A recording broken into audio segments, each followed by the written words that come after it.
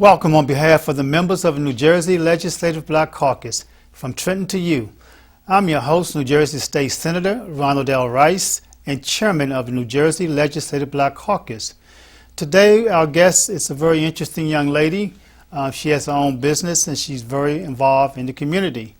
You know, we continue to talk about women issues, and we can talk about the Donald Trumps of the world and all the negative things that he's saying, but there are a lot of positive things happening in the lives of women, and it's been a long time of years of struggle to be more correct about it, for women actually struggling to get the kinds of rights they have today. So we can talk about the women's suffrage movement in the 1800s. We can talk about the movements in the 1950s and 60s. But there are really some movements taking place today, whether they're called movements or not, that are very active movements. And that's women standing up and speaking out on behalf of themselves and young girls.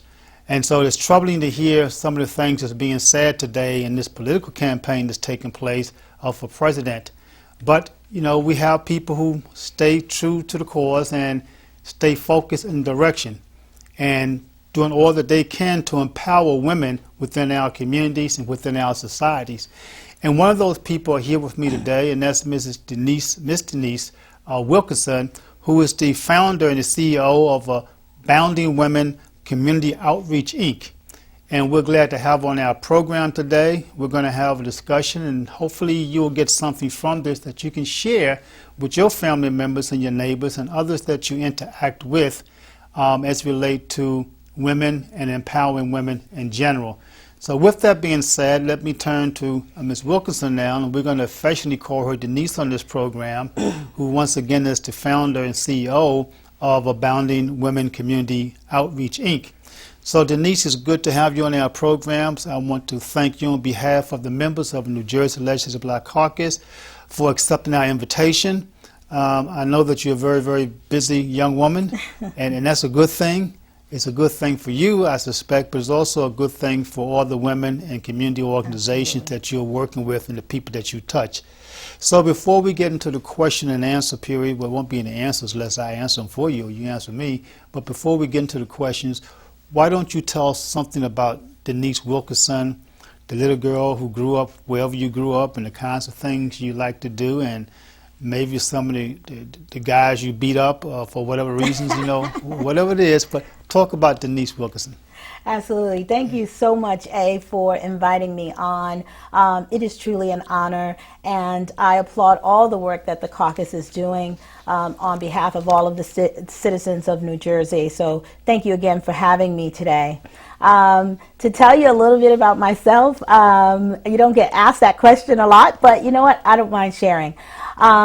First and foremost, I'm a child of God. I am serious about my faith and my relationship with God. I'm a proud member of Agape House of Worship in Roselle, New Jersey. Secondly, I'm a mom.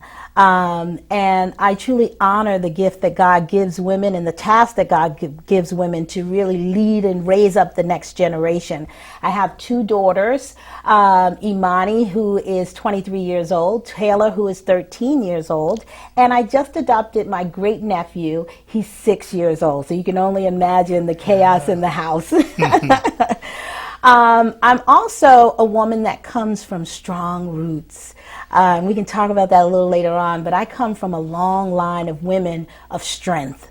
I am also very serious about my community, and I accept the responsibility and the charge to really do my part to move the community forward in substantial ways.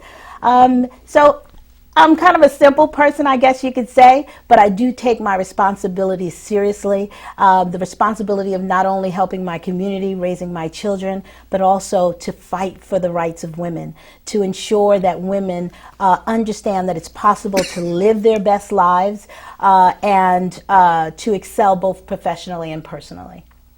Now, you grew up in Jersey City, right? Is that yes, correct? Yes. And, go ahead. And that's the 31st District, and that's represented by my member, Senator Cunningham, Sandra Cunningham, right? Yes, absolutely. Okay. And also Assemblywoman McKnight. Yes. So that's woman power right there. You put those two together, that's really empowering. But tell us about Jersey City, your growth in Jersey City. What school did you go to? Did you go to Dickinson, or What high school did you go to? What grammar schools? Okay, so I live in Roselle today, but I grew up in Jersey City. Spent 37 years in Jersey City of my life, and those great women you just mentioned, Yes. I love them dearly and know them personally, and they have been supporting the movement for women for a long time, and they're great supporters of Abounding Women.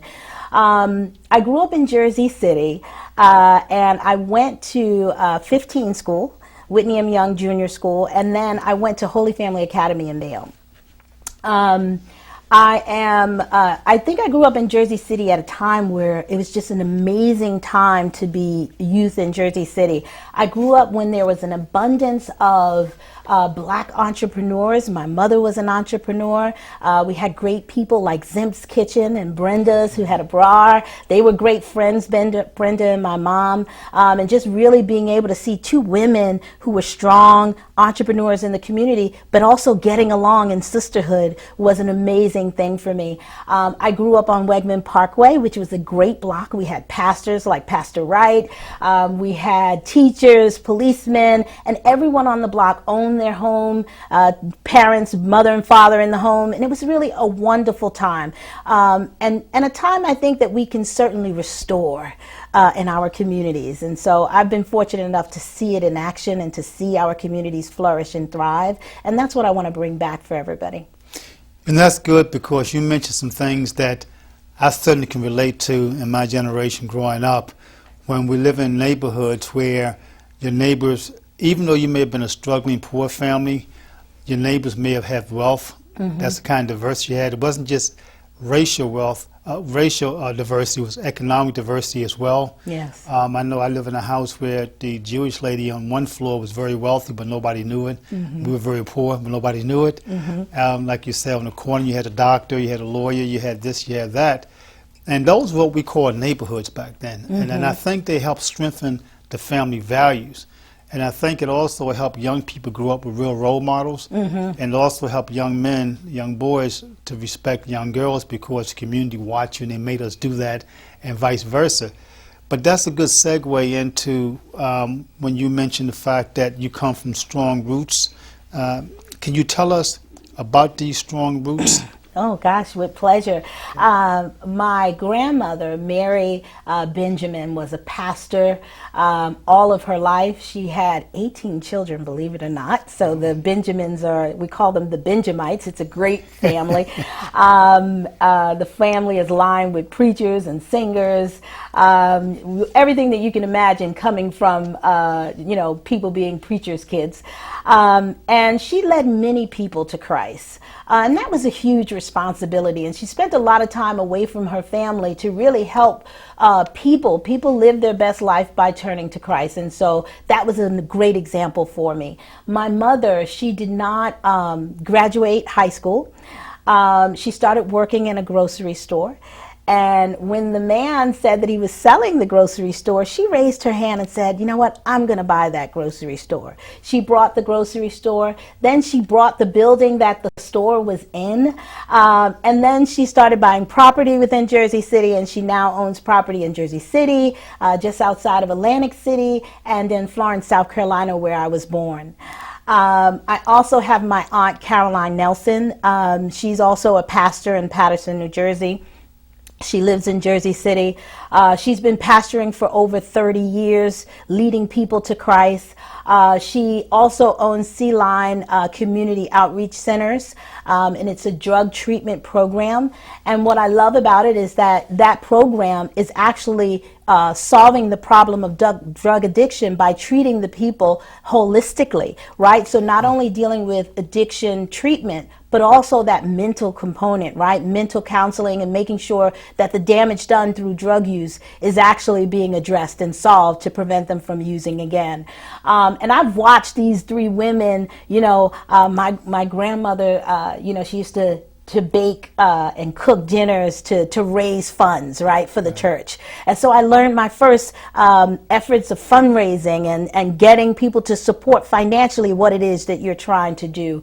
My mother just having that entrepreneur spirit, just taught me that I can do whatever I want to do. And whatever I don't have, people put across that you need to have these list of things in order to move to the next level. Right. Well, my family and the long line of women I come from says you don't.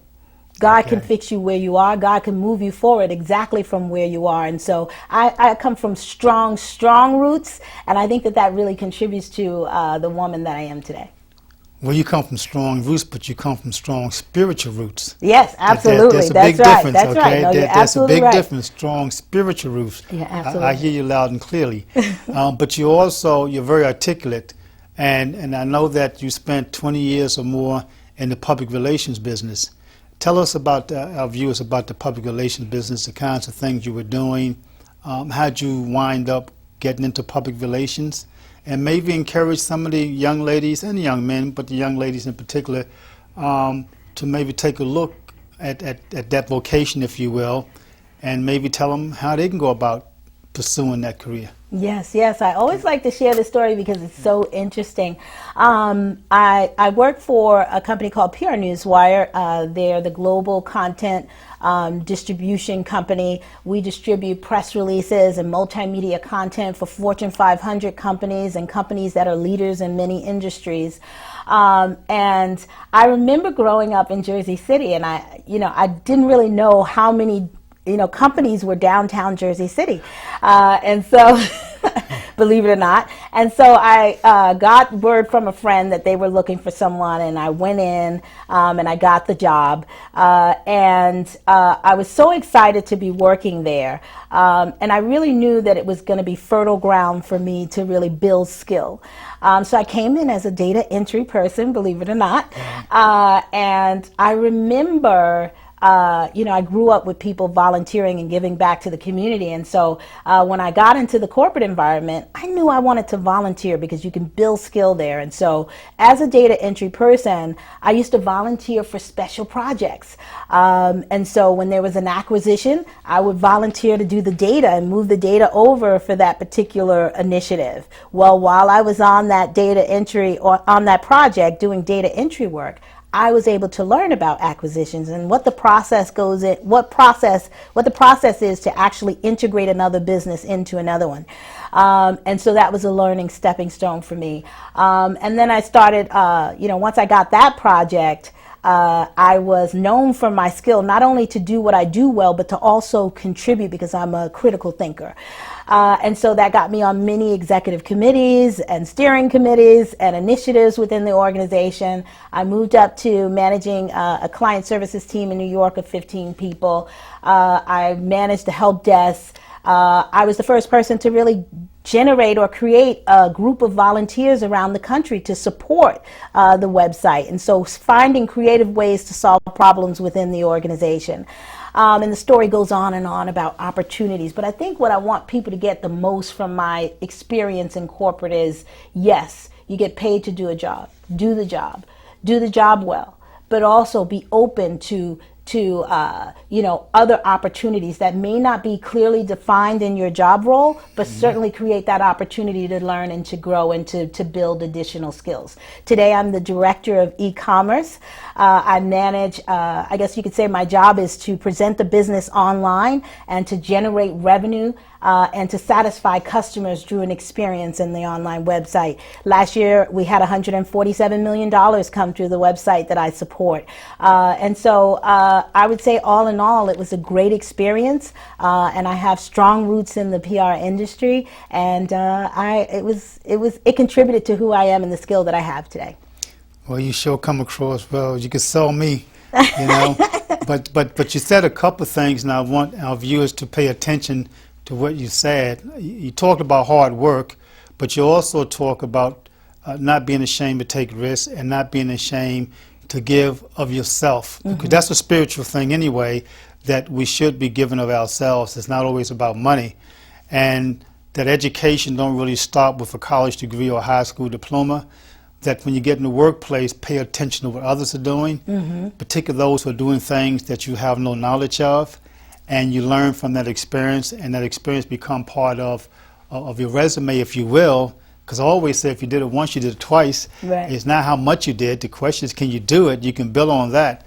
And so people pay attention because they also recognize that you have the ability to learn. And if someone sees that you have the ability to learn, particularly in corporate America, because I come from corporate also, they're willing to invest in you to make sure that they can keep you growing with the company. So I think that's very important.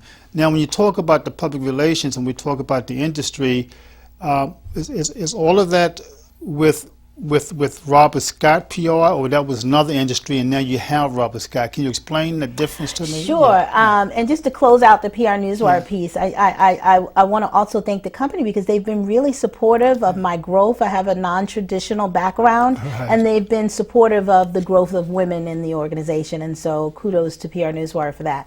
PR Newswire, it's the same industry, right? But it's a different company. And so if you take you know, my strong roots of women and the entrepreneurship, you know, growing up under, you know, my mother, and then the PR industry, 20 years of helping a company tell their story to the world and understanding the impact of that story to their brand and their revenue. And those are the two elements that birthed Robert Scott PR.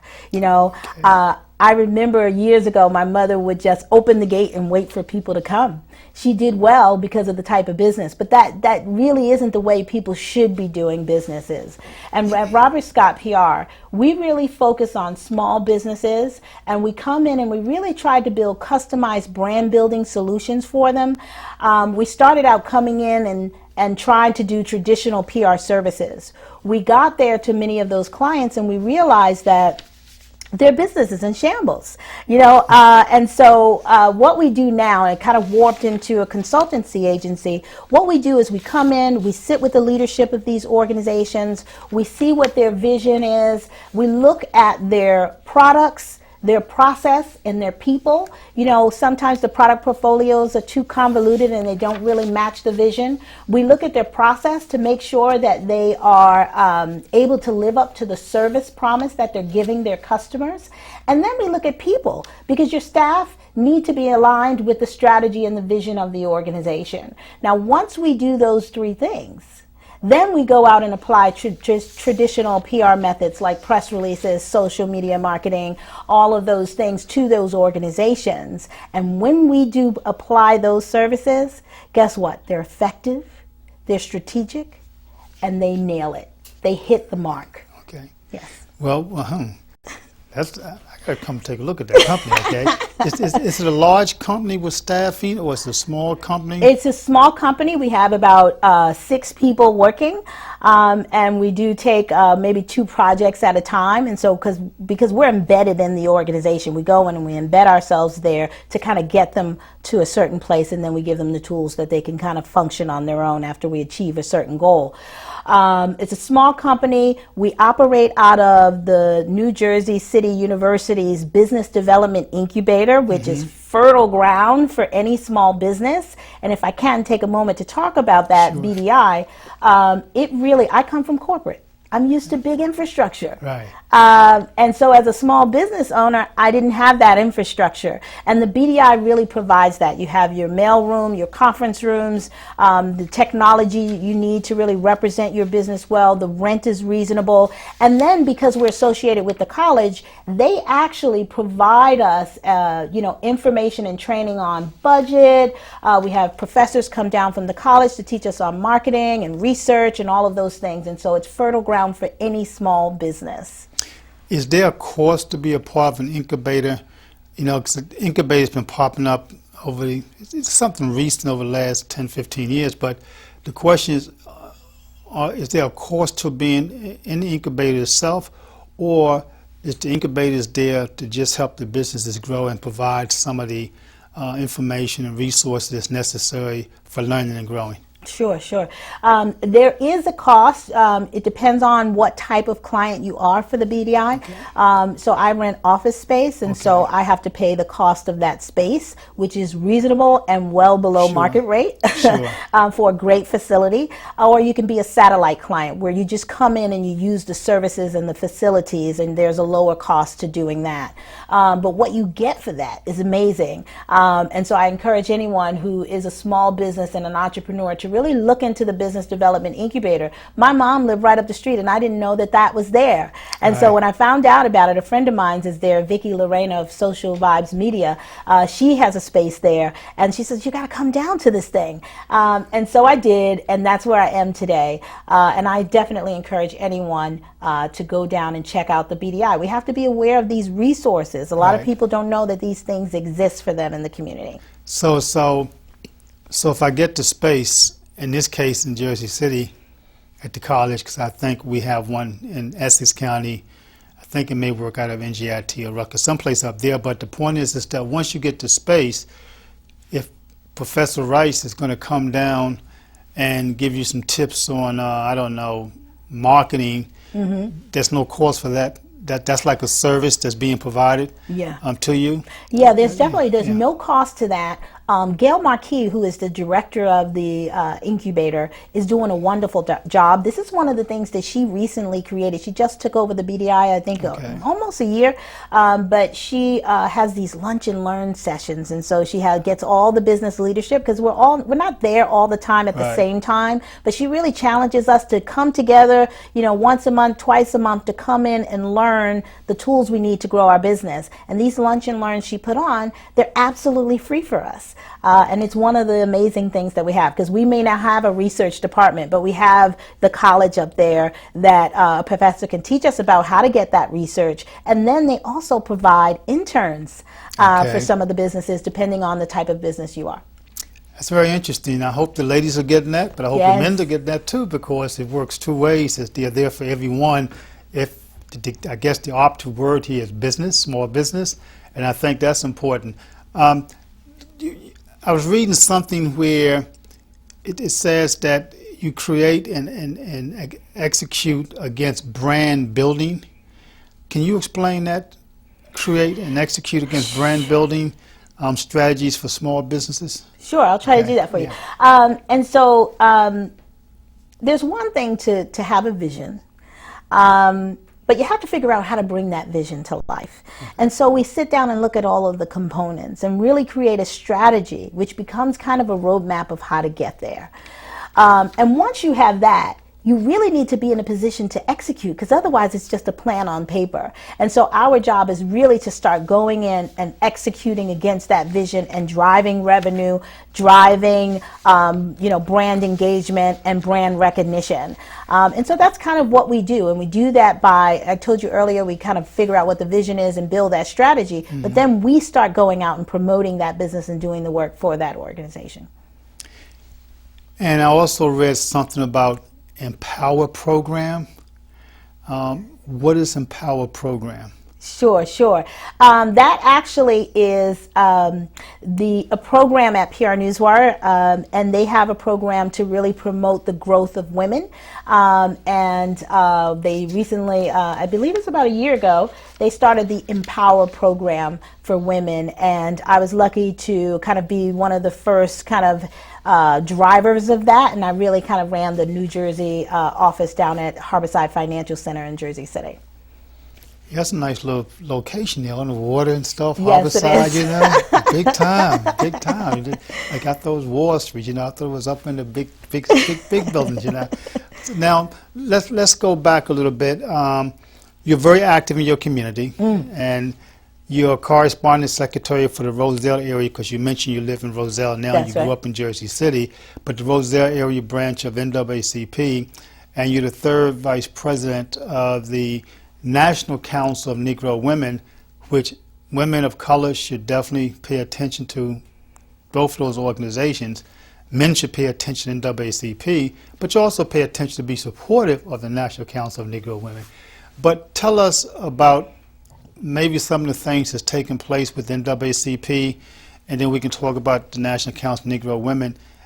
as it relates to all the events of today. Because once again, when we talk about, and we're going to get more in detail with the Abounding Women Outreach, but as we talk about empowering women, once again, when you look at the Donald Trumps of the world and some of the relationships that he has, and some of the things that people are saying, they're really, whether intentional or not, tearing down women and offending women. And so I know that women issues are civil rights issues. No different than the issues of black people coming out of slavery, moving to the times we are, getting the right to vote. You know, we're talking about for women now equal pay. We're talking about for women now, you know, protection in the workplace, how we do things differently. Even talking about women, how do we feed babies these days, unlike the old days, okay? Everything seems to be controversial, but there seems to be a lot of talk about women, pro-women, and trying to advance women and support women and their needs. And there seems to be this new movement to tear down women that seems to be growing and getting just as strong as the movement that we're part of, trying to strengthen women's rights. So it seems to me that the NAACP, not just statewide, nationally, but the local branches, and I'm sure everybody's on the same mission, really should be paying attention to that. Is that taking place in Roselle with the NAACP branch? Sure, sure. And just to say, you know, all issues that concern our community are women's issues because we're mothers, we're sisters, we're wives. And the NAACP and the National Council of Negro Women really gives us a space to kind of work against those, to resolve those issues. From an NAACP's perspective, you know, I think the organization is well known. We certainly do everything from fighting against police brutality to stopping the gas pipeline, all of the things that are really concerns to the people of our community. We definitely try to make sure that people are aware of the political process. We're taught to walk with your, you know, membership card and a voter registration form, because we know that people have died and fought for us to have the right to vote. And we understand what power that gives us as a people. And so we're constantly fighting to get people registered and to get people to exercise that vote. And so we have forums where we have the candidates come out and really share with the audience what it is they are going to be working towards if they were to be elected. And it's really about informing the people so that not only are we fighting, but they can join in on the fight. The National Council of Negro Women, and there are men there. They have a division where men can actually be members and support the organization. So you're right, there's an opportunity for men to support. But the National Council of Negro Women is a wonderful organization too. And you know, when I started learning about the history of it and how Mary McLeod Bethune created this organization to really stitch all the organizations together. If you think about some of the things that hinder us as an community today, is that we have so many people working in pockets. Yes. And we're not hitting the nail hard enough.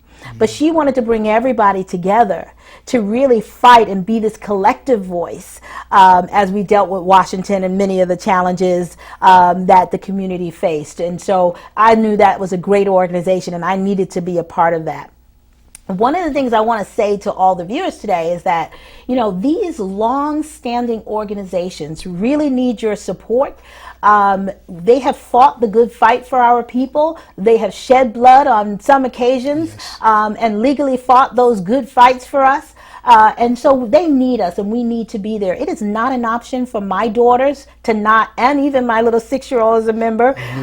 You have to be a part of these organizations.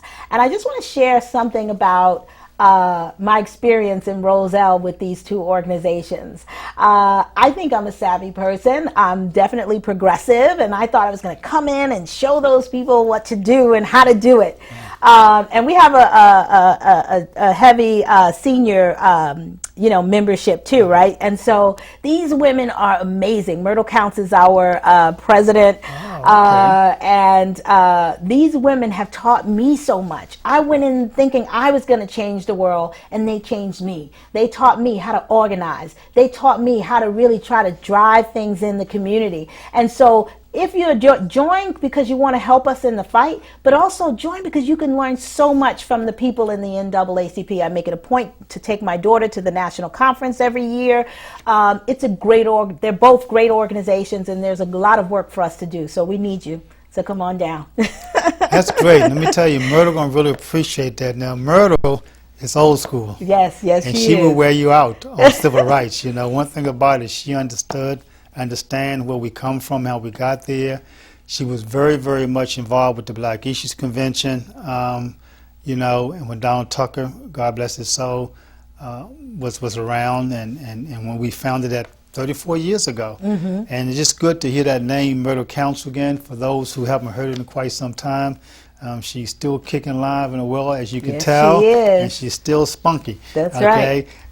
Are you a member of the African American Chamber of Commerce by chance? No, and I went to an event that they had, and I do need to join because there's great opportunity there. With you, and you can connect that back to your incubator friends over there who are business people.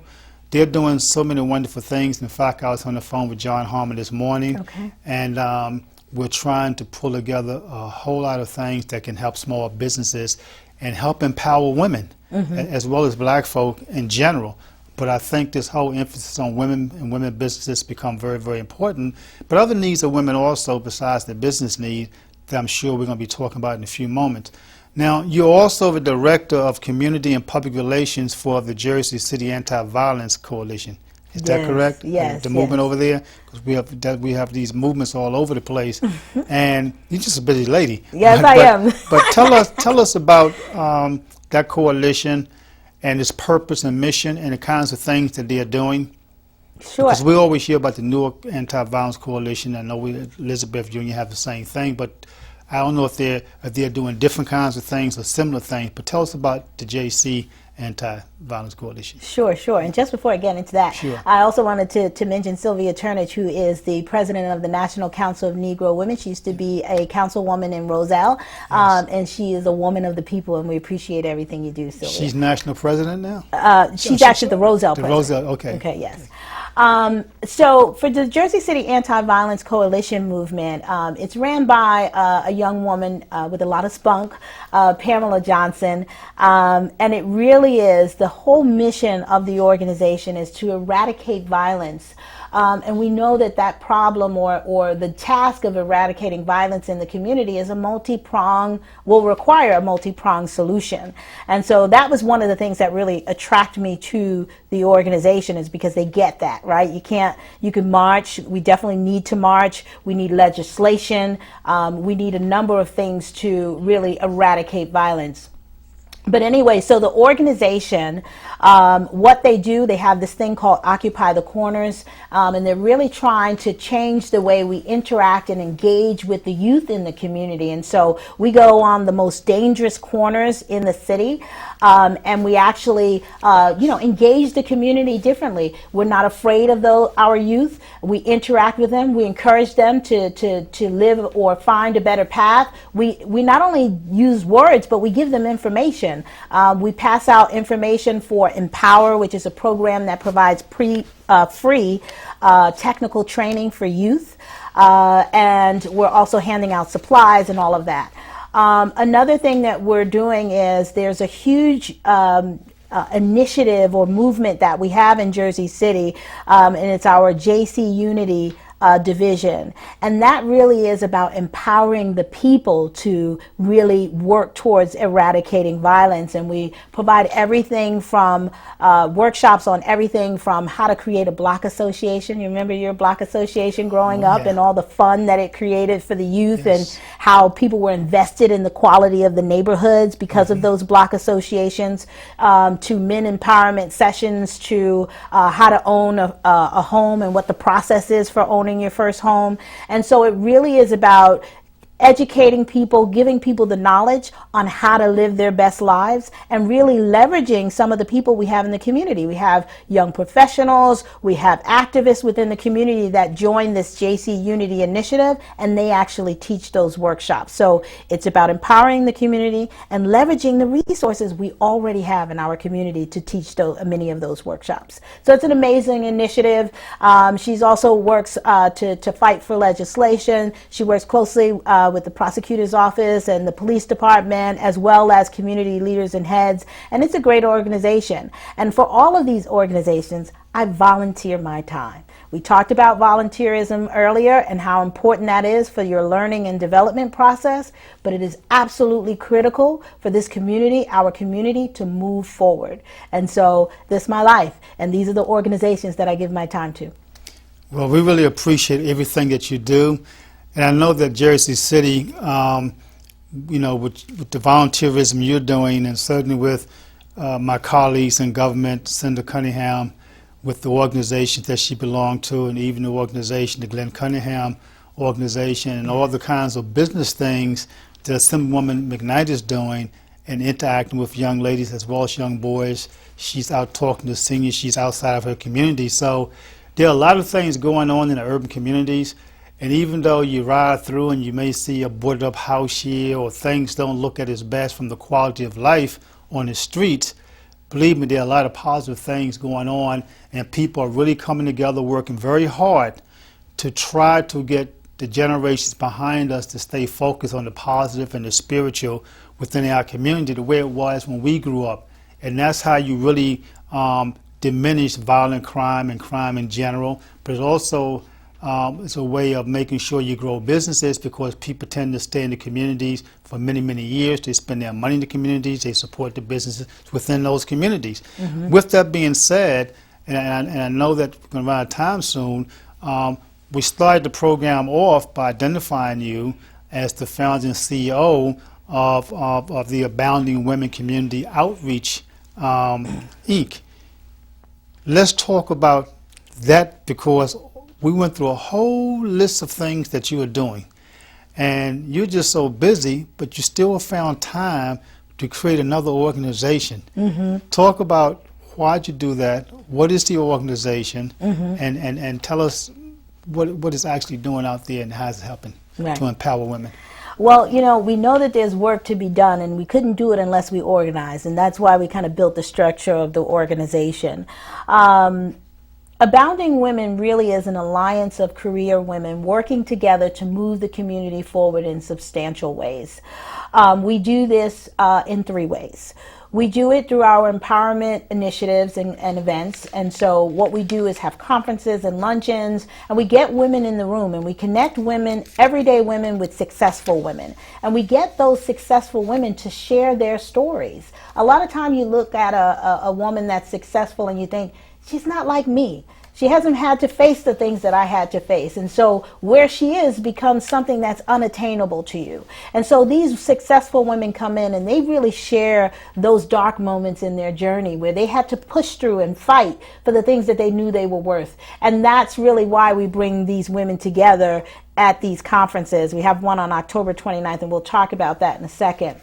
The other way that we work with women, once we get them into the conference, they get excited and they really start believing that living their life, their best life is possible, and that they can excel both professionally and personally. We then turn that empowerment into action. And so we provide free professional skills training for women.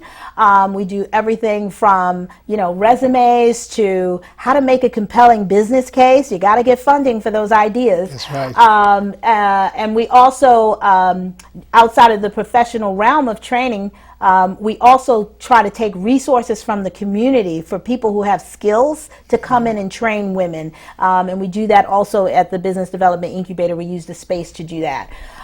So again, we're empowering them, getting them to believe that living their best life is possible. And then we turn that empowerment into action through training. And the third thing we do is actually to increase our volunteering and community service amongst women, because we believe that if you take the attention off of yourself for just a few moments, you'll realize what you have to be grateful for. And so community service not only helps those in the community, but it also helps you appreciate the things that you have. And so that really is kind of the three pillars of the organization. If we talk about why I started the organization, I turned 40 and I was like, oh my God, like God has been so good to me. My life has been amazing. How do I give back? And it was a process of reflecting on my own life. And then when I looked at it, I said, you know what? 9 times out of 10, those that ushered me into my success were women. And that it is my duty to connect with women and to really usher the next generation of women in. And so that's my mission, and that's what we're going to do at Abounding Women, and we're excited about it, and we know that there's a lot of sisters out there that need that support and the sisterhood to kind of make it to the next level. Well, I'm glad to hear that, and I'm just hoping that more of our women organizations get to know of your organization, Abounding Women, and then some of the organizations you're involved with, you're already aware of. And I think that's very important. I also think it's very important for elected officials and political bosses and people in these so-called power-playing positions to recognize the power of women, and for young girls to recognize why they have to continue to empower themselves by being a part of something. Mm-hmm. Most recently, the Senate President, and I'm going to talk to him as Chairman of the Legislative Black Caucus about this, we stood up on the floor and we debated the Transportation Trust Fund, and Senator Gill argued very eloquently, as she normally does, her disenchantment with the legislation. But Senator Gill, who's a member of the Legislative Black Caucus, is also a constitutional litigator and civil rights litigator and attorney, and all of a sudden we get word that Senator Gill is no longer the chair of the Commerce Committee, and she was removed from the Commerce Committee because she tends to question things that we should be questioning as legislators, that take away the power that we do have, and the grouping.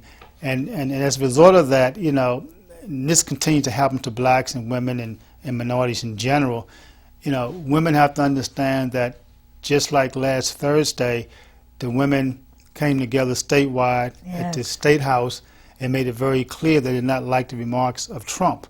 Well, women have to go back, unfortunately, like the rest of us who are African Americans, to where we've come from. And so it's important that our young sisters and brothers learn our history, too, of struggle, because women's suffrage, I always get this vivid picture where the women was walking down the streets with these parasols, giving to whip everybody for the rights to vote, okay? And it seems to me that women are going to have to come back together and come and whip up on some of us men folk and say, this ain't gonna work. We're not rolling this way anymore. And so I think that's important. But I want to ask you a series of questions in the short time we have, and you can give me some quick responses. And that's related to women issues that are important to you, because they're important to you. As our viewer listen to you, they know it's important to your organization and women that you interact with, which are probably important to the people that's viewing the program as well. So the first one is the right to choose. Important or not important to you? Important. It is my body. I get the right to choose. It's my life. No one should be trying to take that away, and we will fight like heck to ensure that we protect our rights. And we're going to fight with you, and we're doing that every day. Thank you, Senator. And the next one is equal pay for women. That's right. We're doing the job. And if you see any flourishing organization, 9 times out of 10, there are women behind it. And so we want to be compensated appropriately for the jobs that we are already doing. That makes sense to me. We're down with you. I can tell you, Legislative Black Caucus, we're there. Men and women, we're right there, okay? The next one is violence, domestic violence. Sure. I have been a victim of domestic violence. Domestic violence, not only it can kill you, right? Because people will take your life in that kind of situation. But it also diminishes your confidence, and it makes women depressed. And, to be constantly under the pressure and abuse, both verbally and physically, is just an an unbelievable thing to survive holistically. And so we've got to stop that. We've got to change the dialogue there, and to ensure that not only are we encouraging women to get out and to understand fully what the impact of this is, not only to their life, but also to their children, but we also have to fix the men. How do you deal with, frustrations? Violence is not the way. And so a holistic approach to really solving the problem of domestic violence is near and dear to me. I got out of it. You can get out of it too. That's violence, domestic violence against women. But I want people to know, because the thing that's not talked about much is domestic violence where men are being abused. Absolutely. But men are too macho to tell you that they got whooped up by the woman, okay? So I get that too, but it is a situation that needs to be addressed. It's a two-way street. What about violence in general? Oh my God, that is so important to us. Our sons, our children, even women, violence is happening on a day-to-day basis. It's not just gun violence. There's rape, there's robbery, there's all of those things. And we want to live safely in our communities. And so we have to fight against those things and to really resolve that, the issues around violence in our community. And you see it because there's so much violence going on. Some of the youth are growing up, and you see them on some of these, social media sites where there's violence just being enacted every day. We've got to change that mindset. So we want to eradicate violence, and we also want to change the mindset of our children so that violence isn't such a big player in some of the things that they do. Well, relevant to that, what about police brutality and inequalities in the justice system? Yes, this is serious. I have brothers. My fiance, Tony, he's an amazing man. He's very supportive. He's a good-hearted person. I worry about him when he leaves the house. Right. And will he be able to make it home safely? Not only from, violence in the street from criminals, but police officers. You could be stopped. We do drive nice cars. You could be stopped simply just because you're driving a nice car. And so we don't want that to happen. People are dying on the street at the hands of those that are supposed to protect and serve. We know there are good police officers, but that doesn't mean that the problem shouldn't be addressed. And we are going to fight like heck to make sure that it gets addressed. Well, we're going to continue that fight too. That's a priority to the Legislative Black Caucus, and it seems to be a conversation in Trenton, but we don't believe our colleagues understand it the way those of us of color who live and represent the urban community, particularly where our little black babies are being gunned down the streets in their homes, and little black boys and girls are killing each other every day. Then we have the other side of that, where you have the non-minority community, and the majority, where young white kids are just overdosing on drugs and things like that. And in between that, the one thing they don't talk about in those areas where they're ODing on drugs, there's some violent crime there too. Absolutely. So you can't have a drug environment as big as it is that we're talking about trying to find money to help in quote-unquote the white community, but not having violence in those communities. Absolutely. But the violence conversation is kept down. I found that very interesting. I don't think people are paying attention to the government and other people. And another one is that you're going to hear every election until we get it right, and that's women's health issues. Oh, absolutely. Yeah. The heart attack is one of the leading killers of women. We've got HIV and AIDS to really worry about. And we just, in addition to those big things that are really affecting our health, we should be just generally healthy. I go out and I teach women about mind, body, and spirit, and being able to take the time to work out a little bit, right? Yeah. So that we can be in physical health, to do the work that we know needs to be done for our community. And so not only do we want to fight against those big issues, but we also want to promote good, healthy habits in the community amongst women. Well, I know we're getting short. I want to find out more about your conference, but I want to ask a quick question in terms of all that the bullet points I just gave you that you responded to. Do you have any suggestions for those of us in the Legislative Black Caucus, those of us in leadership roles, those of us in government, at all levels of government, as we continue to try and find ways and means to address some of those issues? Is there anything you want to tell us? First of all, I want to thank you guys for the work that you're already doing, and then to continue to keep your ear to the ground to really hear the concerns of the people, But the last component, one thing I've known, and Martin has showed us, Martin Luther King over the years, that organizing is the best way. And so that's part of the Abounding Women's mission, not only to provide professional training, but to organize women in this membership so that we are fighting and supporting our legislators as they fight the good fight for many of the concerns that we have. There shouldn't be a development being built in our neighborhood and they haven't come and addressed how that development is going to actually help our community. Mm-hmm. We should be aware of all of the bills that are on, currently in play and how they affect women issues and our children and our community in general. And so if we organize and organize with you, I think we'll do a great job. Well, let me tell you, my whole survival politically has been because I have strong women around me, always had them around me. If you notice here today, you don't see any guy but me, because I know how to get this program off the ground too. That's right. Thanks to the ladies, and I want to thank my staff. Tell us about the empowering conference that's coming up that you're putting up. Give us all the information that you think our viewers need to know. I think we have about 2 or 3 minutes left. Okay. So why don't you do that? So I'll do that.